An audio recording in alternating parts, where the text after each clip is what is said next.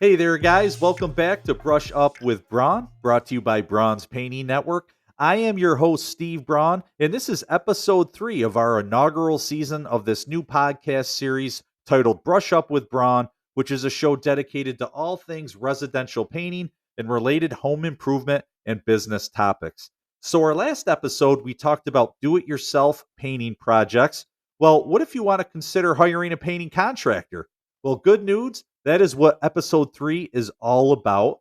And, hiring a residential painting contractor can be very stressful and confusing for most homeowners. You are talking about bringing a person or multiple people into your home, a very intimate setting. So it's a little bit more of a complicated transaction than going to the gas station and buying a candy bar. It obviously requires a lot more research, time, and consideration to make sure you are making a great hiring decision. And that's what this episode is all about, to try to arm you with the knowledge to make it easier and hopefully a little bit less stressful as you go out and consider your options for hiring a residential painting contractor. So, what are we going to discuss in this episode? Well, we are going to take a look at different business structures a painting contractor may have. Again, I think it can be very confusing for homeowners to understand what type of operation they are engaging with. So, we want to get you some information there. We want to take a look at some of the different employment models that a painting contractor might have and how that could influence your decision. We're going to offer some thoughts on contractor visibility and accountability and how important that is and should be when you make your hiring decisions. I'm going to offer my thoughts on professionalism and compliance and what you should expect, require, and demand from your contractor as it relates to those things. We're going to talk about the importance of detailed written agreements with any contractor decisions that you make. It's super critical and important. And then episode 4 is a heads up. That's where we are going to share our thoughts on value and pricing for contractors. That to me is such an important discussion. I wanted to have that in a whole episode on its own. So if you're wondering about, hey, how much does this cost? Well, that'll be what episode 4 is all about. So let's get right at it. What are some of the different business structures you might come across when interacting with a painting company? You have sole proprietors, you have painting operations that are small businesses, you might have more advanced, bigger painting companies that are more on an enterprise level business operation. It's possible you could run into a franchisee painting operation. And we're going to talk about all 4 of those. But I also wanted to ask you to please be aware of the side job guy. And in some cases, this can be legitimate. Don't get me wrong. A great example of maybe a great side job guy could be maybe somebody that has another career but has the time or availability to have a secondary career where they can still be very professional and do a great job. An example might be a school teacher that has summers off and they have a background and a talent for painting, and they might run a 2 or 3 month season where they want to earn some money on the side and take care of people, and they might run a very legitimate seasonal side job business. So, okay, we'll make an exception for that one, but I want you to be careful of the person that is just willing to do any random thing on any given day to make a dollar as a side hustle or a side job. And that to me, it's like, how can you have any real background or competent skill set in something when you are constantly doing something different every day and you're just willing to chase a dollar doing any random task possible? So that is where you can obviously run into trouble. So I would encourage you to be careful of the side job guy. That being said, let's talk about the sole proprietor, not to be mistaken by side job guy. A sole proprietor in this case is somebody who is a quality professional painting contractor, but they work by themselves. They either using their own name or they may have a DBA certificate describing some small business name that they use, but they operate by themselves and should hopefully be a great contractor and a great painter. And there are pros and cons to such a situation. So let's talk about that a little bit. Some of the good things about maybe working with a sole proprietor painter is most sole proprietors should be able to run a very lean operation in terms of the overhead and expenditures that they have. And in theory, they should be able to pass off those savings to their customers. That should allow them to make a pretty quality wage just on their work, and they don't have to absorb as much of those dollars paying for a wide array of overhead or employee costs. The other thing is that this sole individual will have complete control over his operation and processes and will not be dependent upon others to either help or conduct the work. So, as long as he is a great contractor and does really good work and has talent and skill and really good processes, that in theory should be a positive thing, that all of the work that is being conducted while this contractor is under your employment or hire for your job, you should be getting all of the man hours put on the job should be done by a highly qualified individual. So those are some really good reasons why a sole proprietor contractor could potentially be a great fit for you. Now, some of the challenges of hiring a sole proprietor is they have limited capacity, being that they are only themselves. There are so many hours in the day, and I doubt that they started the concept of working for themselves as a sole proprietor because they wanted to work 80 hours a week and be a slave to their job. So they will more than likely have limited capacity, thereby making them very difficult to book. Having access to them may be difficult, especially if they are successful and a quality contractor. You will often see that they have a really good referral base, word of mouth contractor base, and do a lot of repeat business. So while you may be interested in working with them, can you get them at any sort of reasonable time frame to do your work? That can be very challenging. Another concern may be that they have a limited range of projects that they can take on. They have There may be time restraints. uh, Bigger projects may be difficult for them to take on because they're by themselves. If it's painting the entire outside of a home, that might take a crew of four guys a whole week to paint. Well, is it going to take that individual a whole month to paint? That may not be an acceptable time frame for some homeowners who want to get a project knocked out. And that could be a real drawback to hiring a sole proprietor. There may also be safety concerns for having a sole individual doing larger types of projects where there might be ladder work or you need to access and get up on a roof. That might be very difficult, or certainly there it can be not always the safest thing in the world for one individual to do when you don't have somebody to be a lookout or to potentially foot ladders and to just be there in case something were to go wrong or there was a medical event. It can be dangerous for one individual to work on a project as substantial as a larger residential painting project.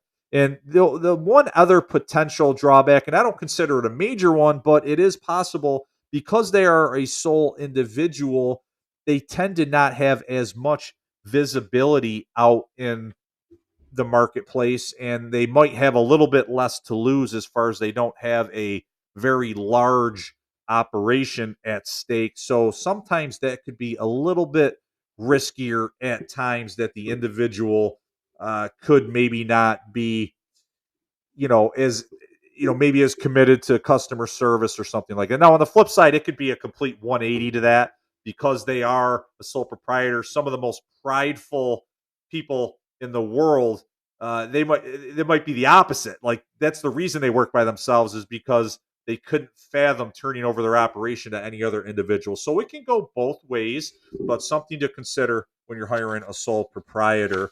Another, maybe a more common type of business operation for painting contractors is small business, and we would fall into that category. These are operations that might employ anywhere from 3 to 20 production painters.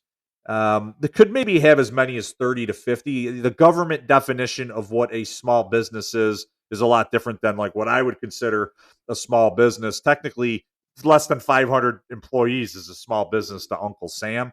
But as far as I'm concerned, A residential painting company above 30 employees is really large, and it's not really that common. It's much more common to see smaller, like family operated operations where they might have a handful of employees, or 7, 10, 12 employees is a pretty typical operation. Some of the pros of that as well, because they have the employee force and a crew of painters, they will have more capacity and range of projects that can be completed versus the sole proprietor. Theoretically, you should be able to get projects done a lot quicker and more safe than a sole proprietor could do.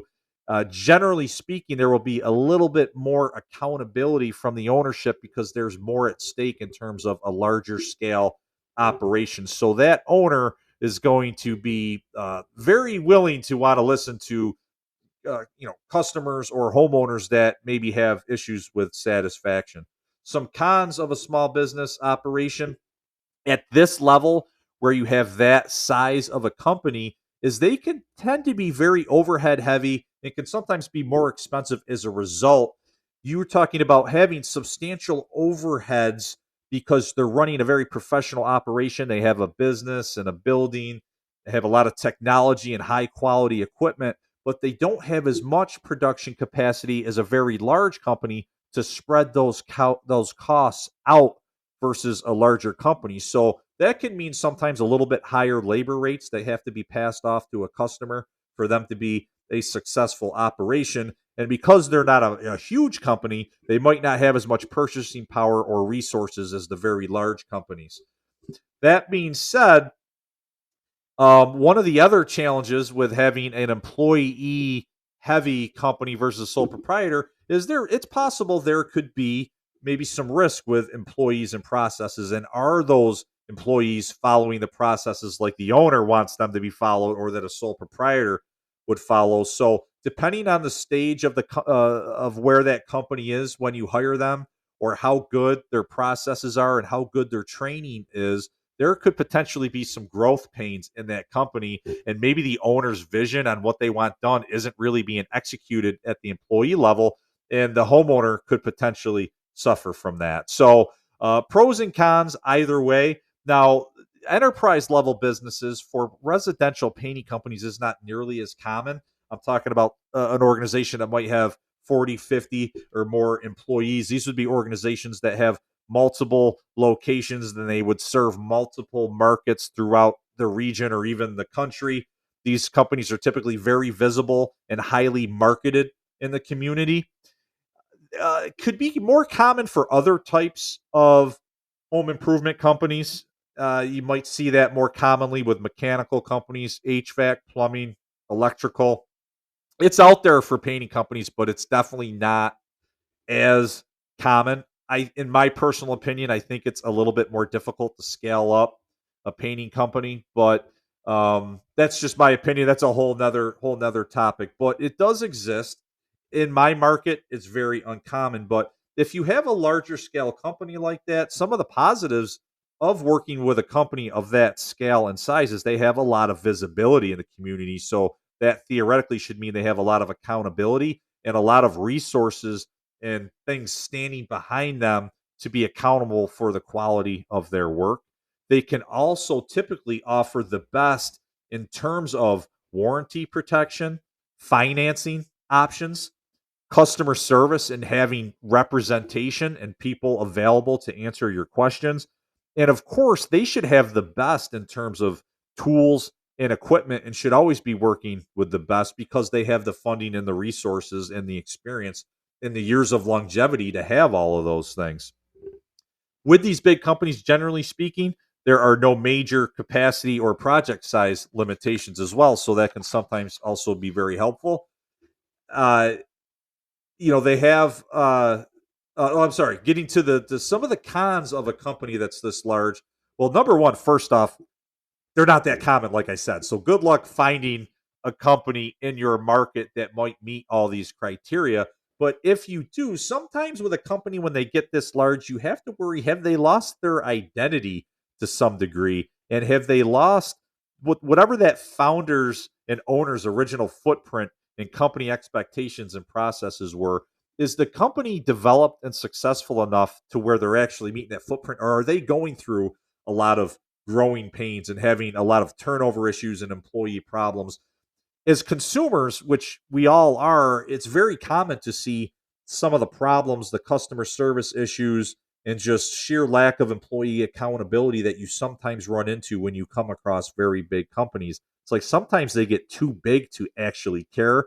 You are disconnected from the original ownership that was so passionate about their work and their brand. And if you get that disconnection going, sometimes it could be a real problem. A company gets very hyper focused on profits and margins, and they might not be willing to make deals, and they just lose sight of what they were really founded off of.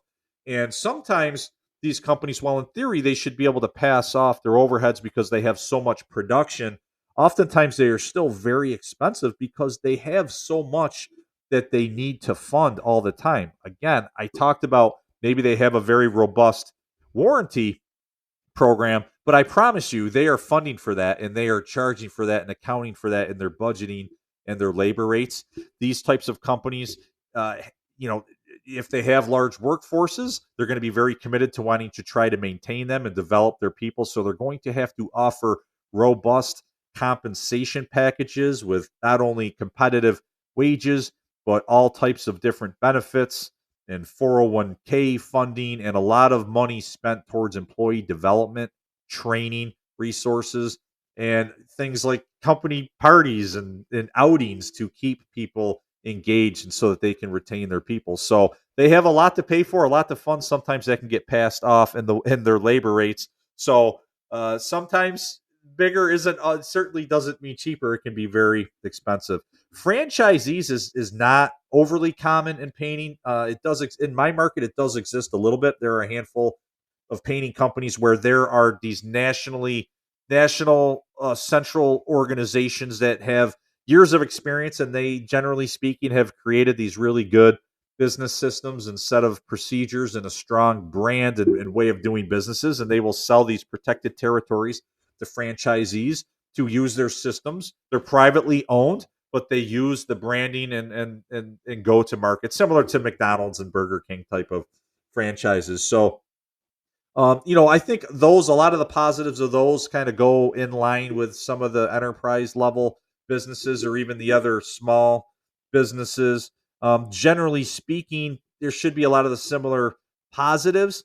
They are generally born from a company that at least at one time had these really great processes and was successful. So you should have some confidence that there's a lot standing behind them, but they are also at the same time on a negative aspect, they are solely dependent on that local owner and his or her ability. Just because they were given a set of procedures to follow doesn't mean that that particular individual is going to perform that the service the same way somebody would in another market. And there could potentially just be a lack of local understanding because the franchise is thinking about things on a national scale instead of thinking about things a little bit more locally.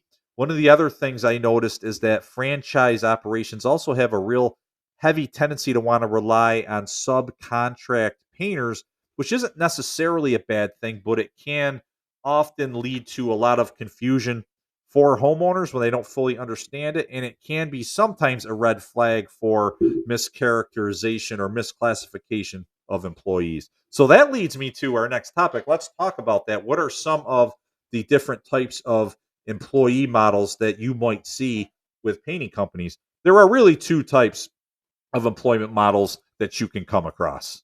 You have W 2 employees versus 1099 subcontractors. So a W 2 employee is a regular wage employee. They are on payroll and are covered under all insurances that are required by law. These employees are obviously paid either hourly or by salary if applicable, but for painters, almost always it's going to be an hourly wage. Their work schedule is dictated by the company. They are under the employer's training, guidance, and supervision at all times. They utilize the company's tools, equipment, and materials to execute the job, and they are always subject to the company's processes.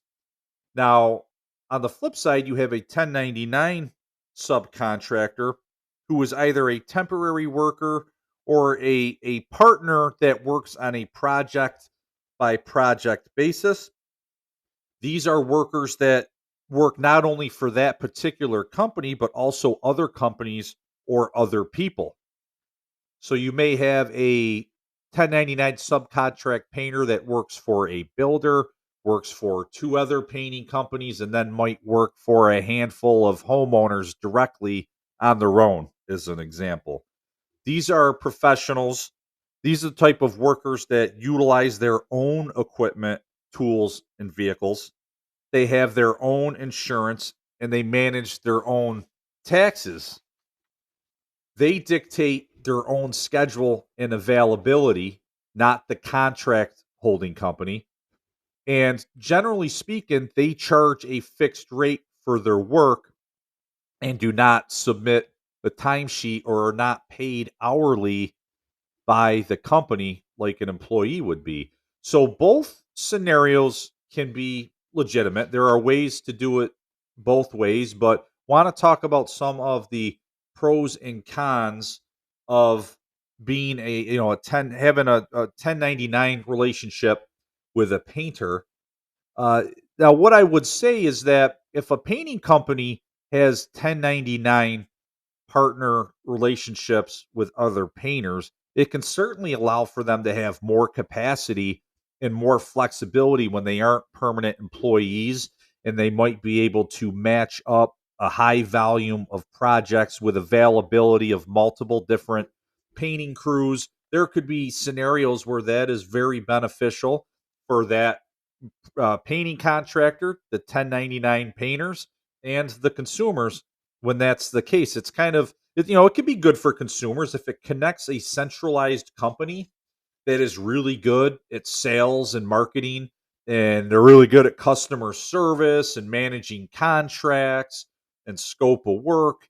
And they're able to pair that strength with the skills and expertise of really good tradesmen or professional painters who are good at executing work, but they may not be as good as far as being a business person goes or marketing themselves to the public. So sometimes there can be kind of this harmonious relationship, and it could make sense for sure. It could be a good way sometimes for an operation to reduce waste in the business process. And if that helps with costs and can maybe share some savings with consumers, then that can be a good thing. Now, some of the downsides to 1099 is that the business that is kind of employing or engaging with the 1099 subcontractors, they do not have as much control over the workers as they would if those painters were their in-house employees. They do not have as much control, or they don't have nearly as much control over their schedule. Now, they may be able to want cooperation and talk about scheduling parameters and ballpark times, but they cannot dictate the day to day, hour to hour schedule of their subcontractors. You cannot just call them up on a Friday and say, be somewhere on Monday, because they may already have prior engagements with their other clients. So you lose some of that control in a 1099 relationship. You cannot completely dictate the way that projects get executed in terms of the processes and procedures that are done and the tools and equipment that are used to execute a project. If you have W 2 employees, you can dictate all of that. 1099, the contract may say that something has to get done, but how it gets done and in what fashion and with what tools, the general contractor or the painting contractor does not have complete control if they are running a genuine 1099 relationship. You also, that's kind of the very nature of 1099, is that you can't dictate these terms of how a job is completing. And if you are dictating all of that, now you are kind of crossing that line into being an employer. And you would, if that's the case, if you want to dictate and have all this control over this workforce, then you want, what you want to be is you want to be their employer. And if that's the case, then you should be subject to all of the employment laws that are in place. And what can happen sometimes one of the concerns with 1099 is, while yes, it can be done legitimately for sure, it is also commonly done to intentionally misclassify people who should be employees based on how they're utilized and what their role is, but they aren't. They are not put on payroll, and they are asked themselves to manage their own tax withholdings and vouch for their own paid sick time and all of that. So that is why it is typically used as a way to misclassify, because you have what should be employers are trying to skirt basically having more insurance, having workers' comp insurance on individuals.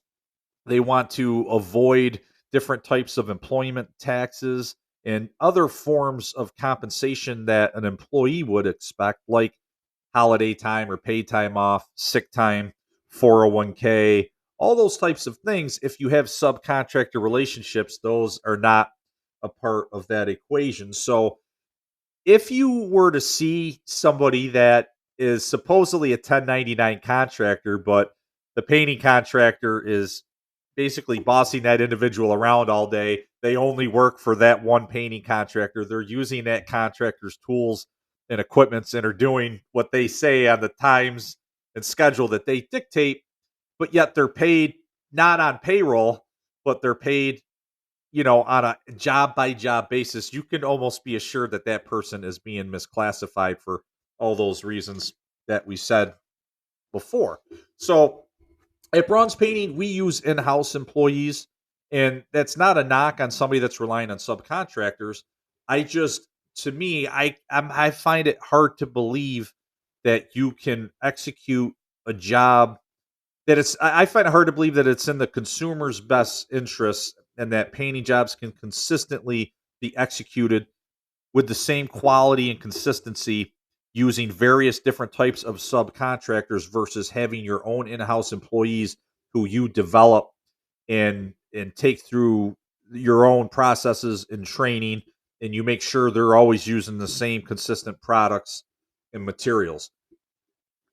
I am having a really hard time straying away from that. Although I wouldn't rule out the possibility of incorporating some 1099 into my business in the future. I think one thing that really needs to happen, if that's the case, is you need to have transparency with the customers and the homeowners. First off, making sure they understand what the arrangements are, and you have to have really good partnership agreements with your subcontractors to make sure that they are meeting your your parameters for quality, and that they are being vetted, and you're making sure that you have high quality workers that can be trusted to be on your consumer's property, your customer's property. So if you are a homeowner, it's fair to ask those questions. How do you employ your workforce? Are they on your payroll? Are they W 2, or are they subcontractors? And if they're subcontractors, how can you assure me that these are high quality workers that are going to execute the job based on the quality guidelines you have presented me in your consultation and in the contract? And hopefully they give you great answers, and they can ensure you that they in fact have a great business model where they use these contractors and they've had a lot of success with it. And if that's the case, I think that's great. But on the flip side, just know that the alternative is for companies that employ their own people, and they put a lot of time and effort into developing and highly compensating their people and creating these in-house processes and procedures that are really really good. And that could be a real strength for those companies that are relying on W employees. So definitely questions to ask if you are a consumer. And when you talk about subcontract, like, when it's always like, there are some great times. If you think of a general contractor, maybe a remodeling contractor, and they work with their clients on remodeling kitchens and bathrooms, and they do project management and carpentry work and demo work. But as the project unfolds, they incorporate other trades, other specialty trades, as subcontractors to execute the job, such as plumbers and electricians and painters and sheetrockers. Now that's perfect. That is subcontracting used to perfection, because you have a general contractor that has a very specific skilled set of abilities, and they're really good carpenters, really great project managers, and now they're relying on really skilled specialty contractors that they have vetted. They have great contractor partnership agreements with them, and they work in harmony and they work together to execute great projects. So that's all. I mean, that's subcontracting at its best. Now, if you have a specialty contractor like a painting company relying on other painters that are also specialists to execute their contracts, that's where I think more questions are warranted. And you really want to make sure that it is the best business model for you, and that though they have great partnership agreements and that there's working history to make sure that the projects are done the way that they say they're going to be done. Want to have thoughts on visibility and accountability for your contractor and how important I think that is. One of the real scary parts of hiring a contractor for homeowners is they're worried they might get scammed. They might be taken advantage of. Contractors going to take their money and run. Now, that's why it's so important. So don't hire contractors that don't have presence online and in the community. Now, when it comes to online, there may be exceptions. I understand if you're talking about, a late career, maybe a 68-year-old contractor, he's toward the end of his career. He's not great with technology and he doesn't really want to spend the time to learn it, but he's got a great reputation, good references, great word of mouth referrals. Are okay. That's fine. But if it's like a 28-year-old contractor and they don't have any presence online, like how is that possible? Like you should be engaged. You got a long career ahead of you. You should be engaged with modern day technology and have a presence online. That would be a huge red flag for me. You want to see a website, you want to see an online business Google page or other type of directory where people can go on and leave reviews. You want to see an online reputation.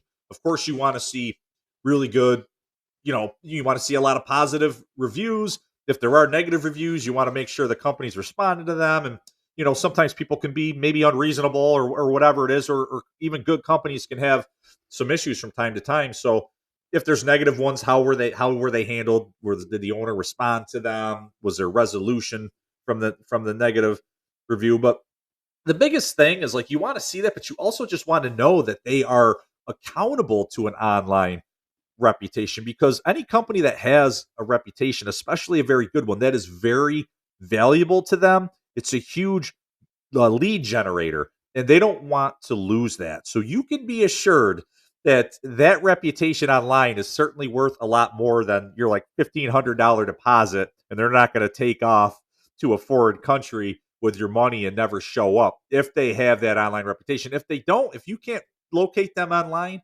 I'd be very concerned and very suspect of it. And you would love to see it if they have a physical location as well. There's some great contractors that might work out of home, and that could be understandable. But it's always nice when there's not only online presence, but a physical location where they can be found.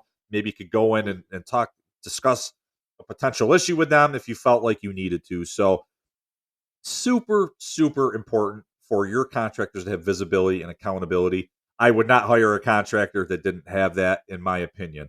Some thoughts on professionalism and compliance. Keep this in mind. If a contractor is following basic business laws, business protocols, those are also the type of people who like to dot their I's, cross their T's, and those are the type of people that are also going to take your project very seriously. If somebody is willing to skirt every rule that was put in place as far as operating a business goes, you have to wonder, what will they skirt when it comes to your project? What corners will they cut on your project? Something to consider. So if, you think you might be getting an advantage by, maybe getting a better upfront deal financially because somebody's willing to go out, sign some basic parameters and laws, that you might be setting yourself up for trouble with the quality of work that they're going to do on your job. Some of the most kind of central things to a professional operation are companies that follow tax laws, companies that aren't constantly trying to bury money for the purposes of tax evasion. I'm not trying to beat the drum for the IRS or anything like that, but the reality is if they're constantly skirting taxation, whether it's income or sales tax, Again, what else are they trying to avoid? You want a company that is also following employment and consumer laws so that they're, not always trying to skirt overtime laws, or they're not, intentionally misclassifying people as 1099 subcontractors. They understand some of the basic engagement rules with consumers. You also want to make sure that they're properly insured. There's a lot of different types of insurance, and the definition of properly insured can vary from place to place or depending on the type of project, but you certainly don't want to entertain working with an uninsured contractor inside your home. There's just too much risk and liability, and there's too many other options to go that route, even if it seems like it's a great financial deal. And then certification, and then if a contractor should have certifications and licenses, like they should have that, and you should be provided documentation.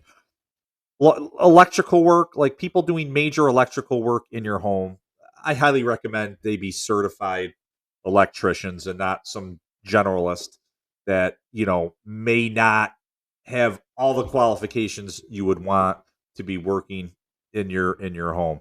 Now, the whole idea of licensing, depending on the type of work, sometimes there isn't licensing. And actually, as far as painting goes, the licensing requirements for painting is different all throughout the country. Where I am at in upstate New York, there are no licensing requirements to become a painter. There are in other parts of New York, like down in the New York City, major metropolitan markets. In central New York, where I am, in my county and the surrounding counties, there is no licensing requirement. There is no tests. There's really no proof of competency that you have to provide to be able to go into business as a painter legally. You can really just go and buy a brush and a paint bucket and say that you're a painter, and there's really no way for you don't have to demonstrate competency, I guess is what I'm getting at. So, as a consumer, you should know that, and that's why again it's important to make sure you're hiring a company that has a reputation, they're visible online, and if they are a new company that you just they're you want they got some references and some work that they've done, you want to make sure that you can prove that they have competency. If they've been in business for 10, 15, 20 years, they have a shop and they got a great Google business page. Trust me, they got competency, or else they wouldn't have all that stuff. You can't be in business that long and not be a quality contractor. So those are kind of some of the biggest things that I wanted to talk about as it relates to that. One of the other major topics is I want to talk about the importance of having detailed written agreements when you hire a contractor. You want to have a clearly written and documented scope of work when you sign a contract. Don't just request it, demand it, or else don't hire the contractor. It's unacceptable to not have a detailed written scope of work. You want to have itemization with details on the work to be completed. Not that just something's going to, some level of written language that describes the work that's going to be happening, not just whole house will be painted. Well, okay, how are we going to, what parts of the house? The trim, the window sashes, the doors, are the shutters going to be painted? Is the foundation going to be painted? How are we going to prepare the job? Are we going to wash the house? Are we going to scrape anything? Are we going to caulk anything? Are we going to repair any rotted siding? What's going to happen? Are you going to protect paint splatter from getting on my roof shingles? Are my windows going to be covered in paint? If it's not, there's no discussion of any of that in the contract. Well, I guess you're playing painting roulette, if you ask my opinion. The contract should also set expectations on quality standards, both for the sake of the contractor and the consumer. It should set expectations on timeline and completion. It's not always possible. I know we can't guarantee. I won't take on a contract if it requires a guaranteed completion date. I'm very transparent and upfront. I give very good ballpark time parameters. I'm very transparent. I won't put people in difficult positions if they have tight deadlines. I'll be very honest with them. But if I'm booking out work 3, 4 months in advance, I can't guarantee start dates. I don't really honestly need that pressure and stress in my life at this stage of my career. So, but I do give parameters when we book work. We give them tentative start dates, and when we keep them informed of of as it gets closer, how close we're getting. We don't just show up at their house; like they have multiple days notice as it gets closer that we're going to come and start their job. The contract should also document customer responsibilities. You don't want to be surprised when a contractor shows up and you were supposed to clear out the room or remove all the knickknacks or take the curtains down and you had no idea. And now they're going to come and try to back charge you, or they're going to now leave and go to another job because they're saying you weren't ready. So there should be clear expectations set for any responsibilities you have, managing your pets, things of that nature. You want to if a contractor offers any type of warranty or satisfaction guarantee, you would want that in writing. You don't just want to take their word for it. Like, let's get some written documentation of what that entails, and whatever the limitations are of it, they should just be clearly stated. Yeah, both for the protection of the homeowner and the contractor's protection too. You should also have very clear guidelines and language on payment terms of the deal. And, as a homeowner, don't pay too much money up front. I wouldn't recommend more than one third myself. And also, there shouldn't be a need for you to have to pay that deposit too far in advance when it comes to a residential painting project. There may be exceptions, and I can't speak for every contractor and every type of project and situation, but it's certainly whatever the agreement is. You want to make sure that it is in writing and there's clear understanding of what the payment terms and schedule are. And I would be very careful about just coughing up cash. I know that there can be temptations out there with cheaper deals, but that's where you're obviously potentially putting yourself at great risk if you do that. When you talk about the cash, when you talk about the cash payment guy, and we talk about risk, if there ever was risk of somebody taking your money and going to Mexico on what am I trying to say here? This is a family friendly show, so what I was about to say, the terms I was about to say rhymes with going on a bender that rhymes with lookers and locaine. I don't know what is a better way to say that. Maybe somebody who, I don't know, engages in third shift employment opportunities and works with various pharmaceutical endeavors. I don't know. What I am getting at is you're running if you want to avoid risk, making cash deals is, if there's not a known individual and there's not a lot of background, that's where you're really at risk of losing money that you pay out before any work has ever been had. So you definitely want to be very careful of that. Another thing in contracts is you want to know about your cost. Is it a guaranteed fixed cost up front, no questions asked? Or is it possible that the cost can escalate, and if so, how can it escalate?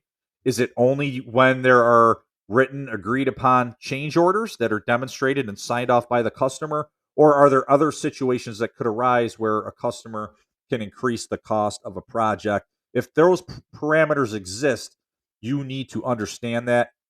In my opinion and in my experience, residential painting projects, you should expect your costs to be upfront and be guaranteed upfront cost. The company should be able to do a proper estimation, understand their costs, and provide that cost certainty to you as a consumer. Because the last thing you need is to have to come up with money that you didn't know you were going to have. That's not fair to you as the consumer. Residential painting projects aren't so complex that a company shouldn't be able to estimate and provide that as a value to the consumer. The last thing that you want to make sure is in your contract is all contracts that you are given that you sign should have language about opting out of the contract within 3 business days of signing the contract. That is kind of like a federal guideline that it's a consumer law. So know that for your own protection, because hopefully you wouldn't want to back out if you're signing a contract. Hopefully it's because you've done your research and you feel really good about it. But there can be some contractors to where maybe there was some pressure tactics utilized inside the home and you really kind of got pushed into signing an agreement and after you thought about it a little bit longer, you're not sure that that was the right decision. That's what that protection is all about. And if that's the case, no, you can get out of any contract for residential home improvement within 3 days. Very important for you to understand that. All right. So there you have it. Those are my thoughts about hiring a contractor.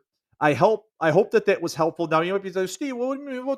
Hey, ho. What about the price? We never talked about what should this cost. I don't understand. I'm scared about how much this is going to cost me. What's a reasonable price? Are they going to charge me an arm and a leg? I know. That's what episode 4 is all about. It's an important topic. I didn't want to cram it into this episode. I'd be rambling on forever. We're going to make this episode number 4. So if you're interested in this, then stay tuned. Happy painting, and I'll see you in episode 4. Thank you.